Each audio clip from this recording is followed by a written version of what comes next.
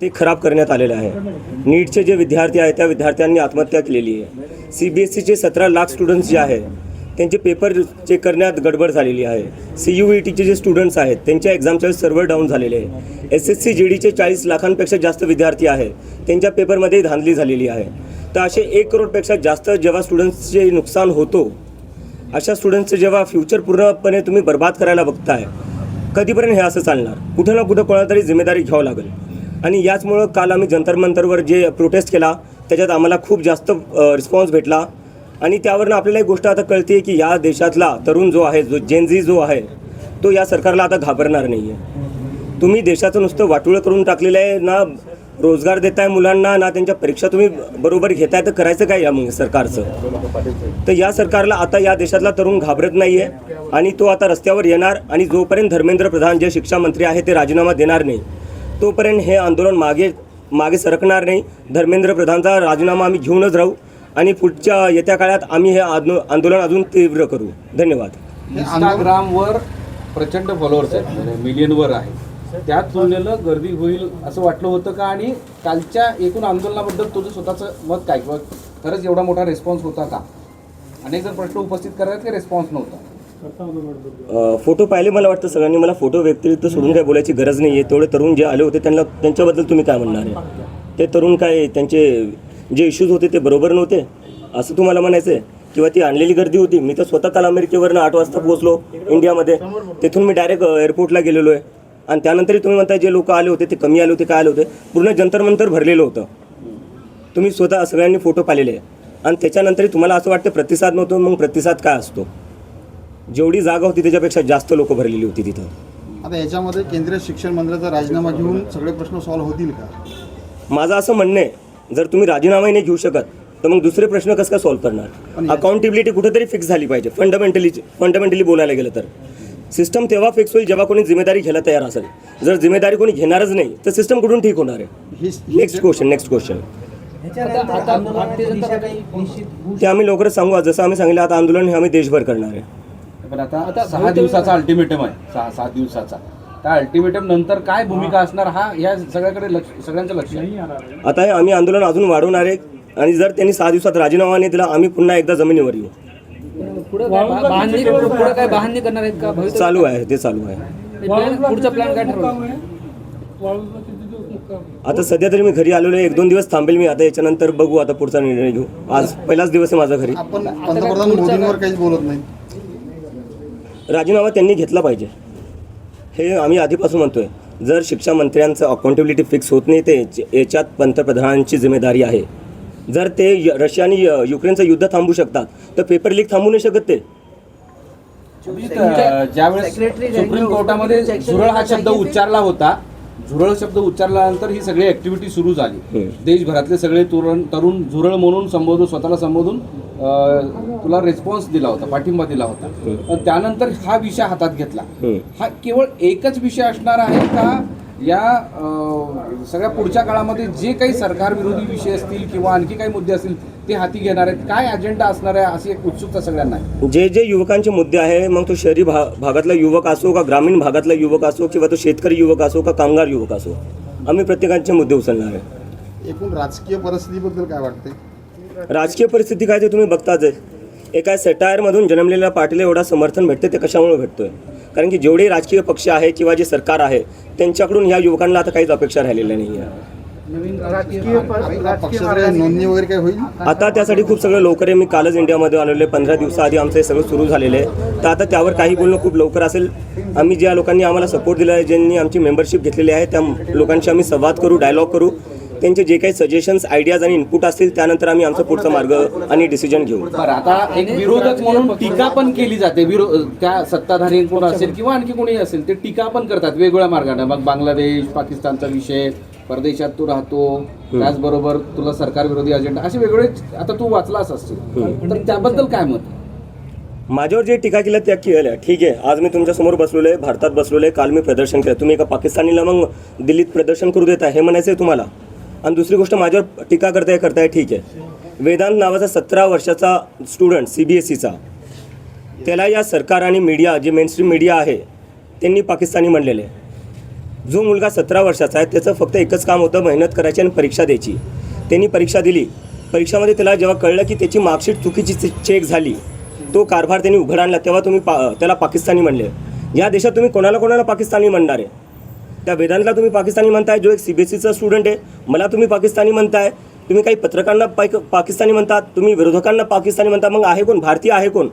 फक्त भाजपवाले आणि IT सेलवाले भारतीय आहेत का? आणि आम्ही सगळे पाकिस्तानी? कधीपर्यंत चालणार आहे?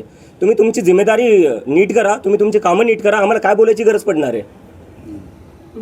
आता नाही, मी अमेरिकेत जाणार नाही. आता मी इथं सगळं जाणार. आंदोलन उभं राहिले काय दडपण आहे मनावर? काय हे सगळं आंदोलन उभं राहिले, प्रतिसाद मिळतोय, दडपण आहे मनावर? दडपणीच जिम्मेदारी आहे. युवकांचा प्रतिसाद चांगला आहे, पण जे उच्च विचारवंत वगैरे अशा लोकांचा काही प्रतिसाद आपल्याला मिळतो, जसं प्रकाश राज वगैरे आपण एकत्रित केले. हो, सोनम वांगचूकपेक्षा मोठं कोण असू शकतं? विश्वंभर चौधरी, अंजली दामनिया, काल त्यांनी समर्थन दिलेलं आहे. तर असे अजून लोक आमच्याशी जुडत आहेत. प्रशांत भूषण, संजय हेगडे जे सुप्रीम कोर्टचे लॉयर आहे, तेही आमच्यासोबत जुडत आहेत.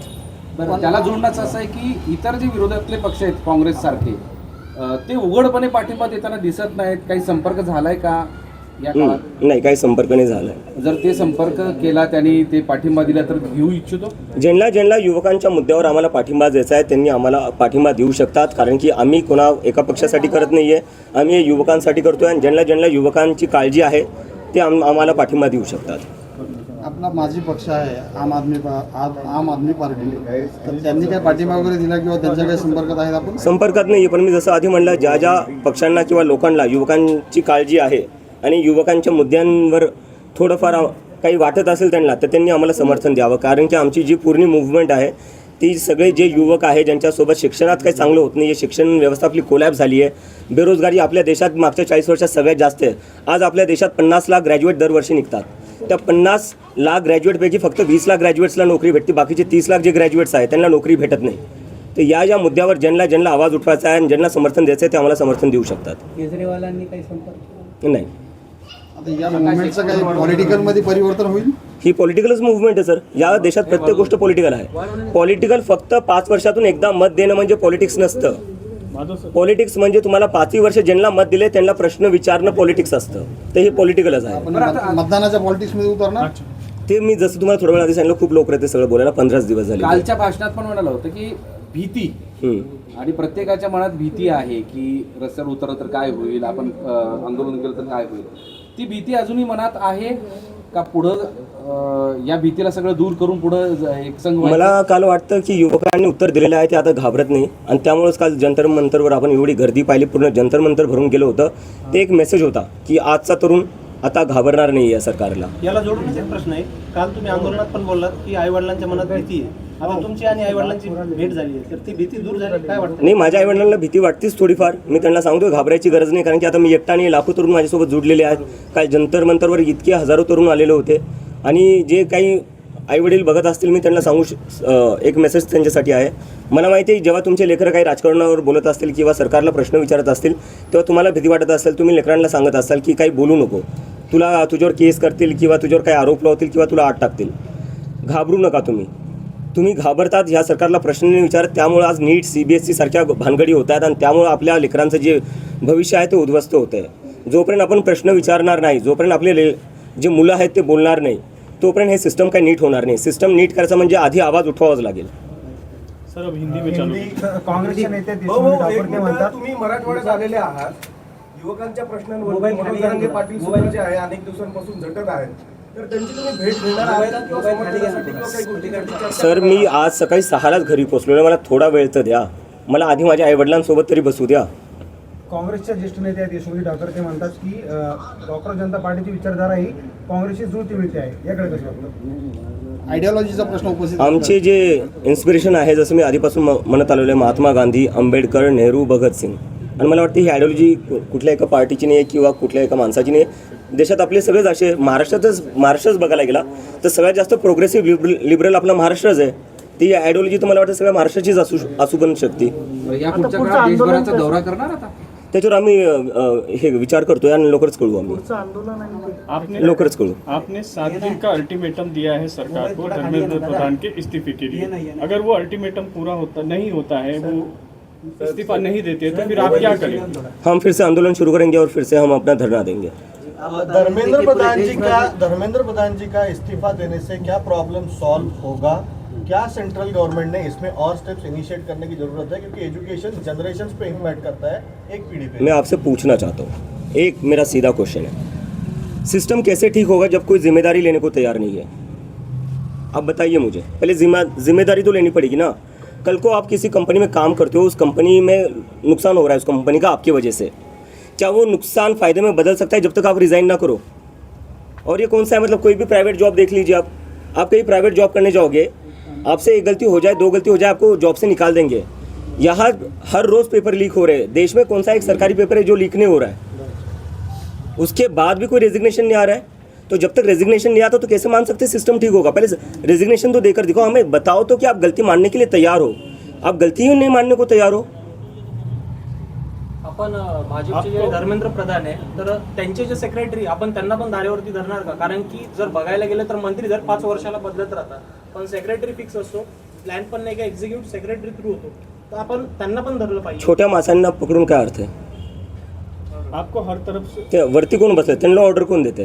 आता मी त्याच्यावरच बोलतो, एक ॲक्शन घेतले सरकारने यावर, जे CBSE नीटमध्ये झालेले, काय केलेले? ट्रान्सफर केले ऑफिसर्सचे, सस्पेन्शन पण नाही, नुसतं ट्रान्सफर केलेले आहे। 6-7 स्टुडंट्सनी आत्महत्या केलेली आहे, त्याच्यावर सरकारचं ॲक्शन काय? ट्रान्सफर, सस्पेन्शन पण जमलं नाही तुम्हाला। म्हणजे या देशात जे स्टुडंट्स आहेत त्यांच्या लाईफची व्हॅल्यू एवढी कमी आहे की तुम्ही सस्पेंडही नाही करू शकत अधिकाऱ्यांना। आम्ही तर राजीनामा म्हणतोय, राजीनाम्याशिवाय कमी काही मंजूरच नाही आहे। तुम्ही नुसतं ट्रान्सफर केले, काय लायकी ठेवली त्या स्टुडंट्सनी ज्यांनी आत्महत्या केली आहे? काय वाटत असेल आज त्यांच्या आईवडिलांना हे सगळं पाहून? कल सोशल मीडिया पे कई लोगों का कहना था कि गर्दी कम थी और आपके लिए पाकिस्तानी लफ्ज़ का भी इस्तेमाल हो रहा है, इसके बारे में आप क्या कहें? मैं ये पहले ही बोल चुका हूँ, भीड़ कहाँ से कम थी, फ़ोटोज़ देख लीजिए आप जाकर, पूरा जंतर मंतर भरा हुआ था। कुछ लोग आ गए थे जो धरना शुरू होने से पहले ही फ़ोटो निकाल कर चले गए और दिखा दिया कि देखो भीड़ है। अरे शुरू ही नहीं हुआ था, मैं खुद वहाँ नहीं पहुँचा था, जब मैं चला गया तब तो पूरा भरा हुआ था। और किस को पाकिस्तानी कहोगे आप? स्टूडेंट्स को पाकिस्तानी कहोगे, मुझे पाकिस्तानी कहोगे, अपोजिशन को पाकिस्तानी कहोगे, आप जैसे पत्रकारों को पाकिस्तानी कहेंगे जो सरकार से सवाल पूछते हैं। तो भारतीय है कौन, इंडियन है कौन? बस IT सेल वाले। क्या लगा रखा है इस देश में?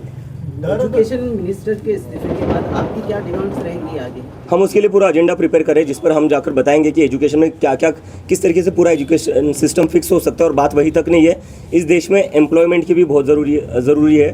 हम देख रहे हैं 10-12 साल में, जो पिछले 10-12 साल में जो इंडिया का पॉलिटिक्स रहा है, हिंदू मुस्लिम कर रहे हैं। उस हिंदू मुस्लिम से किसी को जॉब नहीं मिल रही है, उस हिंदू मुस्लिम से किसी की एग्ज़ाम अच्छी नहीं जा रही है। तो वो सारा फोकस बदलना पड़ेगा, सरकार का जो प्रायोरिटी वो बदलना पड़ेगा, फोकस बदलना पड़ेगा। जब एम्प्लॉयमेंट की बात होगी, जब एजुकेशन की बात होगी, तब कहाँ जाकर देश सच में प्रोग्रेस कर सकता है। क्या आपको लगता है कि जेंजीज की वजह से जो नियर बाय कंट्रीज है वहाँ पर रेवोल्यूशन हुआ है, तो इंडिया में भी हो सकता है? नियर बाय कंट्री से मैं कंपेयर नहीं करना चाहूँगा, क्योंकि मैं देख रहा हूँ कि एक इकोसिस्टम है, सरकार का एक नैरेटिव चल रहा है जो बार बार बांग्लादेश में जो हुआ, नेपाल में जो हुआ, उससे हमें कंपेयर करके बोले जा रहे हैं कि ये लोग देश में तबाही मचाना चाहते। कल देख लिया, कल जंतर मंतर पर पूरा भरा हुआ था, इतनी भीड़ थी, कहीं पर भी कुछ नहीं हुआ, एकदम शांतिपूर्ण तरीके से प्रदर्शन हुआ। कल हमने दिखा दिया है कि ये प्रदर्शन हम शांतिपूर्ण तरीके से ही करेंगे और करके दिखाया है हमने, और आगे जाकर इससे भी बड़ा प्रदर्शन होगा जो पूरा शांतिपूर्ण होगा।